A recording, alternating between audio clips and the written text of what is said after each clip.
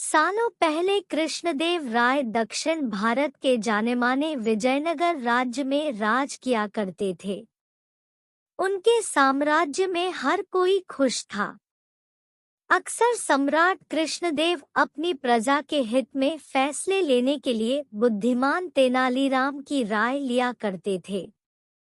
तेनालीराम का दिमाग इतना तेज था कि वो हर मुसीबत का पल भर में समाधान निकाल लेते थे। एक दिन राजा कृष्णदेव के दरबार में एक व्यक्ति रोते हुए आया। उसने कहा, महाराज, मैं नामदेव पास की ही हवेली में काम करता हूँ। मेरे मालिक ने मेरे साथ धोखा किया है। मुझे न्याय चाहिए। राजा कृष्णदेव ने उससे पूछा कि आखिर ऐसा क्या हुआ है तुम्हारे साथ। नामदेव ने राजा को बताया कि करीब 5 दिन पहले मैं अपने मालिक के साथ हवेली से पंचमुखी शिवजी के मंदिर गया था। तभी काफी तेज आंधी आने लगी। हम दोनों मंदिर के पीछे के हिस्से में कुछ देर के लिए रुक गए। तभी मेरी नजर एक मखमली लाल रंग के कपड़े पर पड़ी। मैंने अपने मालिक से इजाजत लेकर उसे उठाया। देखा तो वो एक छोटी पोटली थी जिसके अंदर 2 हीरे थे।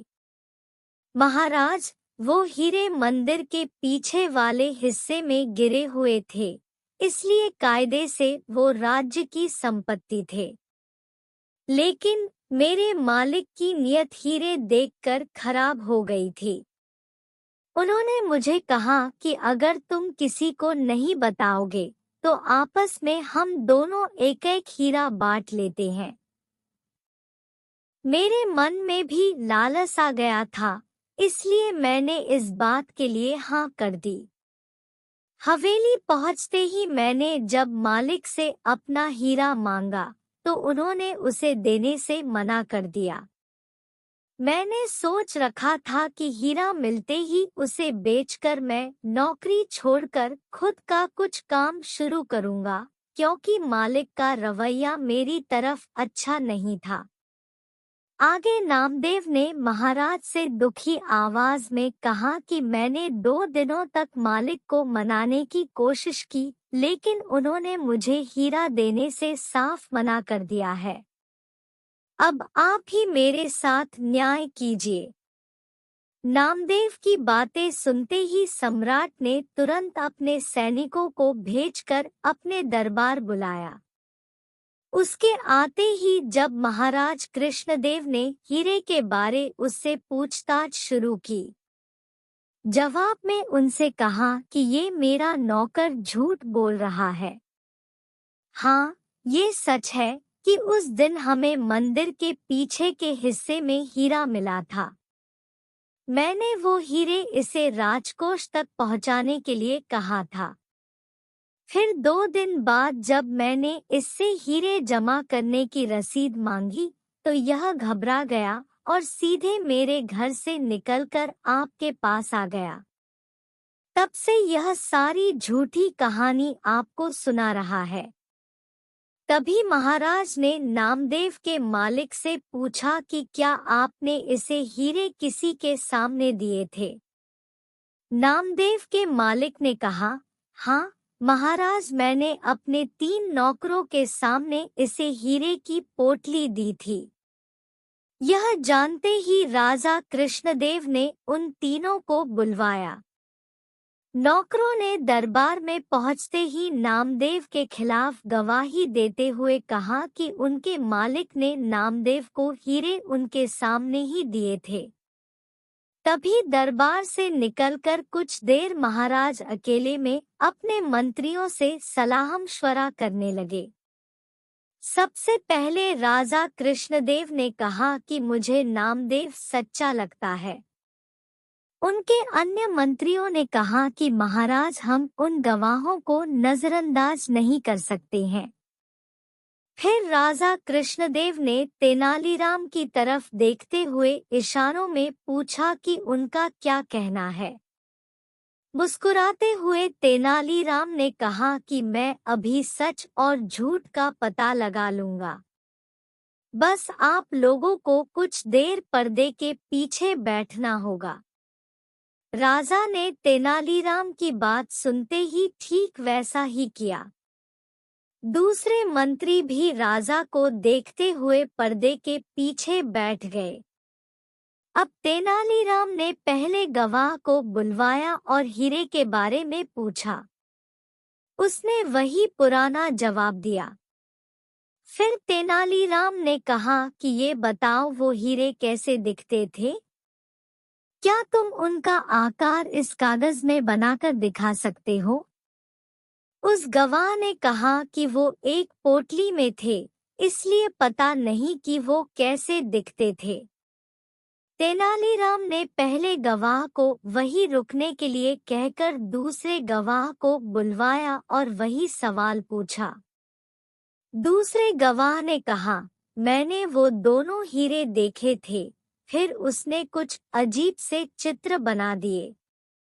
फिर तीसरा गवाह तेनाली के सामने आया और उसने जवाब में कहा कि हीरे एक कागज में लिपटे हुए थे, इसलिए उसने उन्हें देखा नहीं। पर्दे के पीछे बैठे राजा ने तीनों गवाहों की बातें सुनी थी। सबकी अलग-अलग बातों से यह स्पष्ट हो गया था कि नामदेव सच बोल रहा था और उसका मालिक झूठ।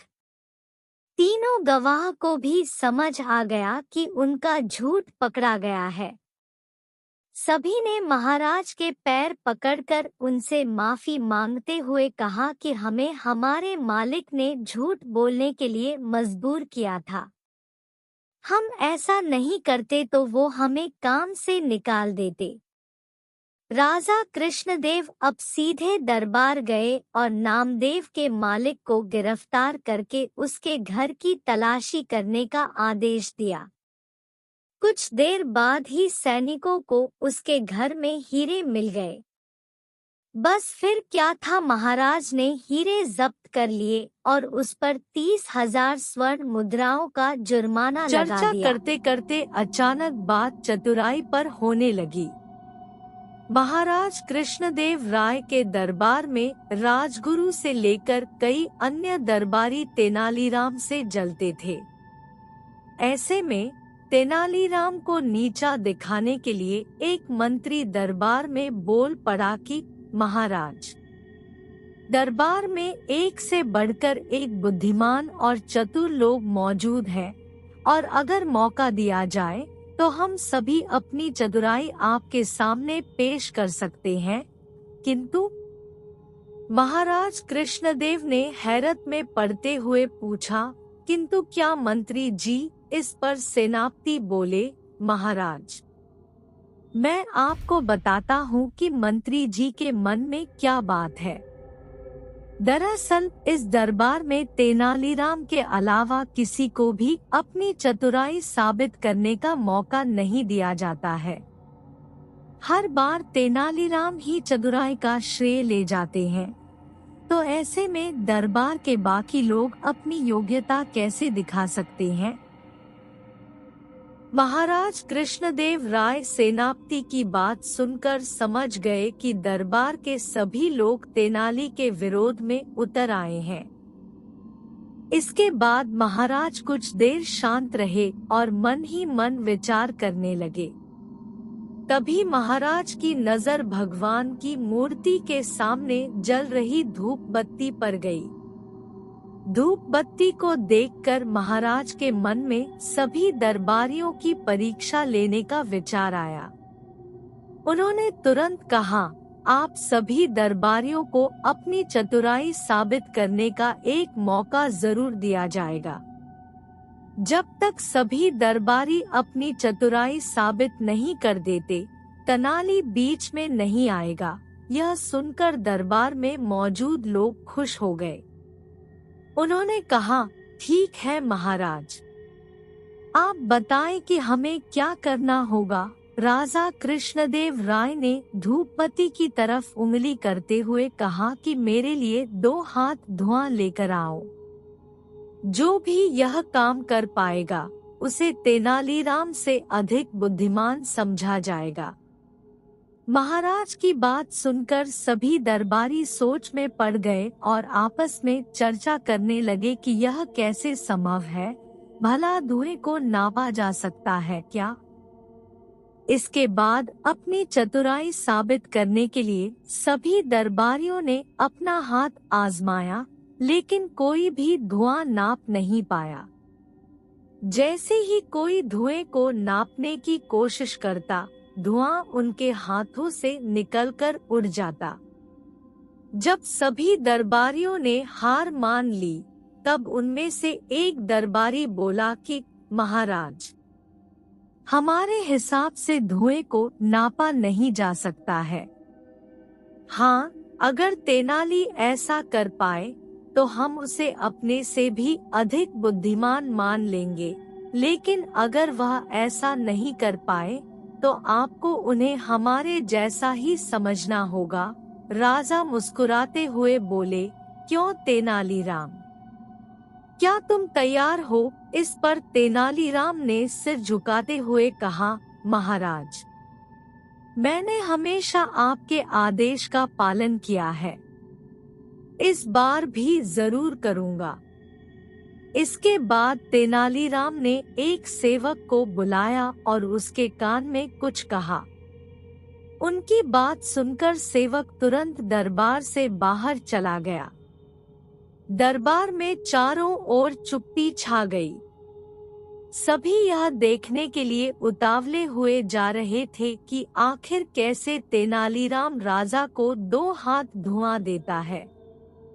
तभी सबकी नजर सेवक पर पड़ी, जो शीशे की बनी 2 हाथ लंबी नली लेकर दरबार में वापस आया था।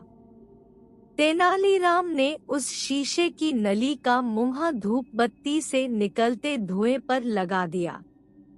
थोड़ी ही देर में शीशे की पूरी नली धुएं से भर गई और तेनाली ने जल्दी से नली के मुंह पर कपड़ा लगाकर उसे बंद कर दिया और उसे महाराज की तरफ करते हुए कहा, महाराज, यह लीजिए 2 हाथ धुआं। यह देख महाराज के चेहरे पर मुस्कान आ गई और उन्होंने तेनाली से नली लेकर दरबारियों की ओर देखा। सभी के सिर तेनालीराम की चतुराई देखकर शर्म से नीचे झुके हुए थे। वहां कुछ दरबारी तेनालीराम के पक्ष में भी थे। उन सब की आंखों में तेनालीराम के लिए सम्मान था। तेनालीराम की बुद्धिमानी और चतुराई देखकर राजा बोले, अब तो आप लोग यह समझ गए होंगे कि तेनालीराम की बराबरी करना संभव नहीं है। इसके जवाब में दरबारी कुछ भी बोल न सके और उन लोगों ने चुपचाप सिर झुका लिया।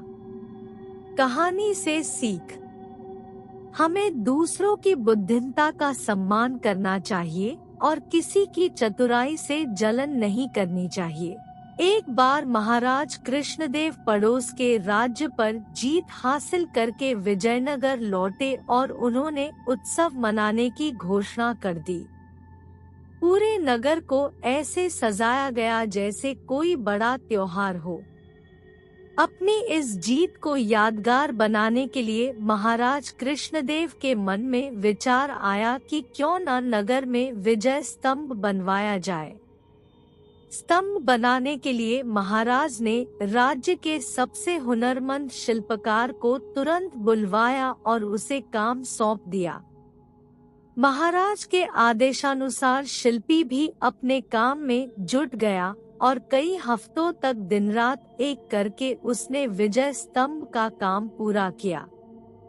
जैसे ही विजय स्तंभ बनकर तैयार हुआ तो महाराज समेत दरबारी व नगरवासी शिल्पकार की कला को देखकर उसके कायल हो गए।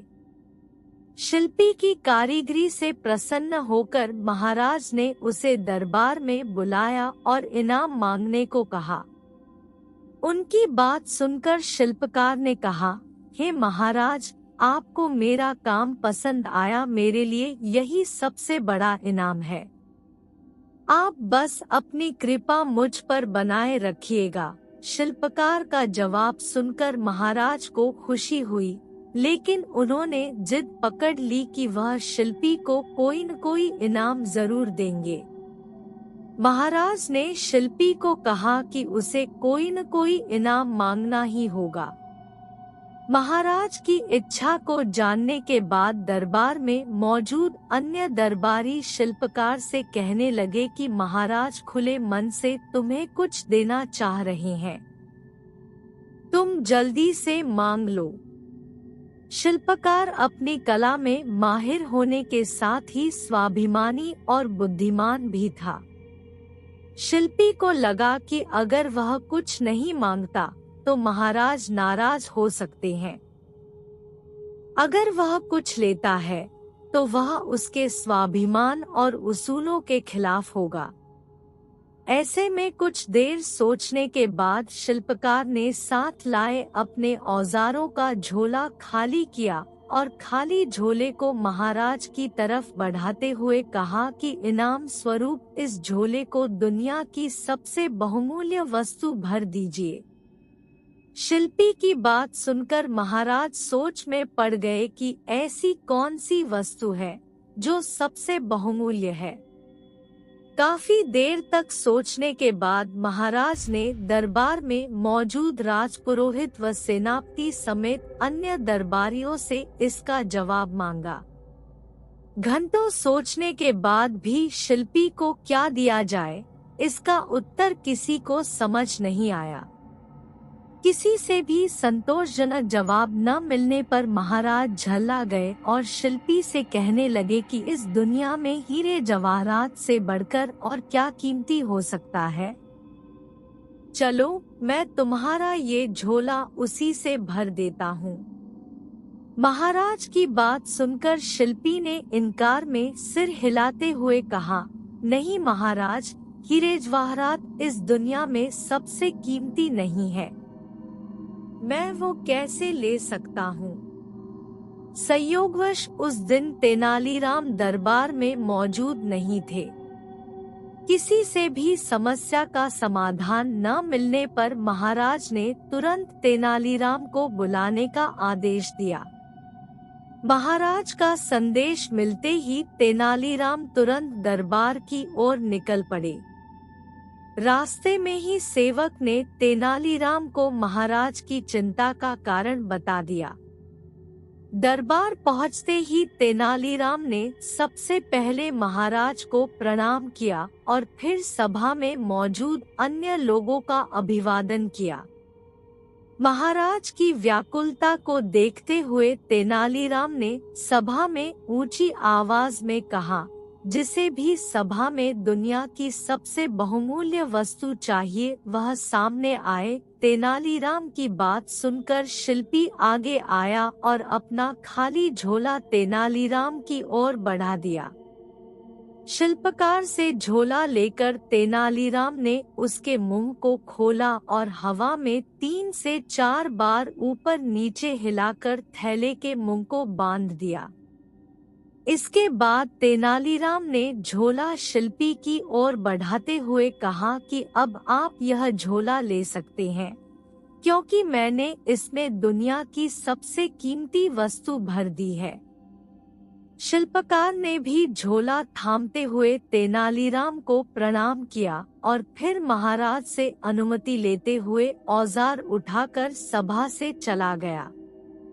यह दृश्य देखकर सभा में मौजूद सभी लोग अचंभित रह गए।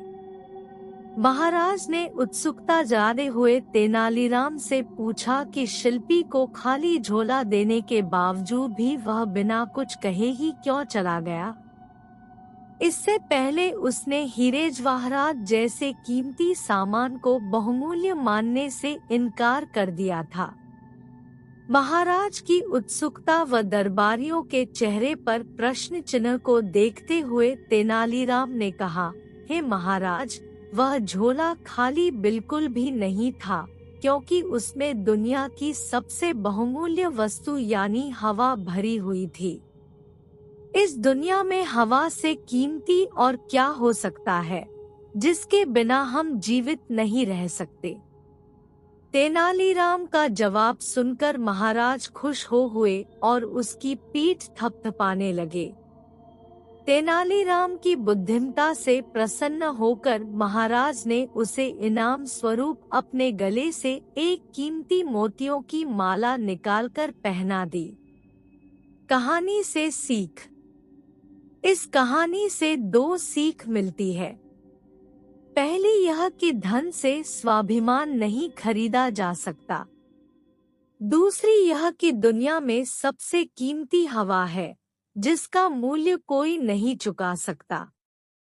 हमें यह मुफ्त मिलती है, इसलिए हम इससे कीमती दौलत को समझ लेते हैं।